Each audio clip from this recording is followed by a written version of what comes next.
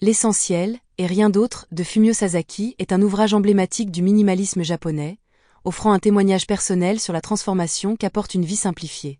Sasaki, un homme ordinaire, partage son parcours de l'accumulation matérielle à une existence épurée, révélant comment le minimalisme a enrichi sa vie. Le parcours de Fumio Sasaki vers le minimalisme. Avant d'adopter le minimalisme, Sasaki menait une vie encombrée, tant physiquement que mentalement. Son appartement était rempli d'objets accumulés sans réelle utilité, reflétant un état d'esprit stressé et une tendance à se comparer aux autres.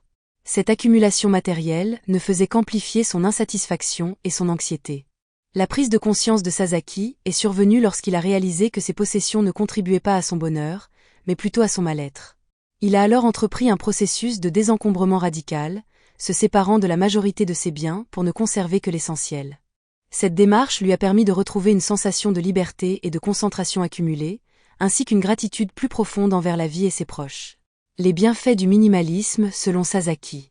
À travers son expérience, Sasaki identifie plusieurs avantages majeurs du minimalisme: libération mentale et émotionnelle.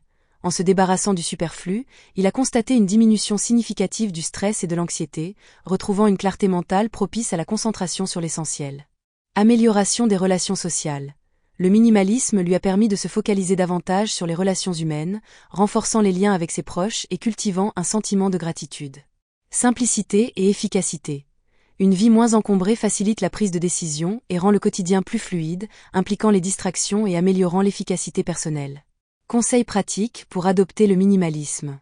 Sasaki propose des conseils concrets pour ceux souhaitant adopter le minimalisme: évaluation critique des possessions. Il suggère d'examiner chaque objet pour déterminer s'il apporte une valeur réelle ou joie, et de se séparer de ceux qui n'en apportent pas. Affronter les attachements émotionnels.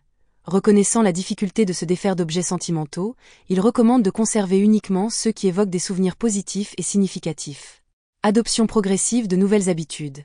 Il encourage à développer des habitudes alignées avec une vie minimaliste, telles que la réduction des achats impulsifs et la valorisation des expériences sur les possessions matérielles. Impact du minimalisme sur la vie de Sasaki. La transition vers le minimalisme a eu des effets profonds sur la vie de Sasaki. Redéfinition de l'identité personnelle.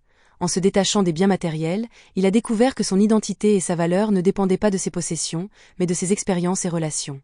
Pleine conscience et présence. Le minimalisme lui a permis de vivre plus pleinement le moment présent, en se libérant des distractions matérielles. Satisfaction et bonheur accru.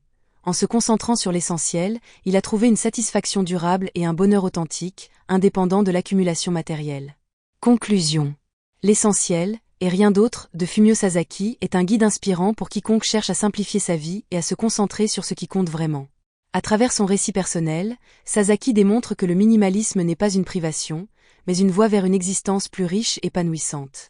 Son approche pragmatique et ses conseils accessibles offrent une feuille de route précieuse pour ceux désireux d'explorer les bienfaits d'une vie allégée du superflu.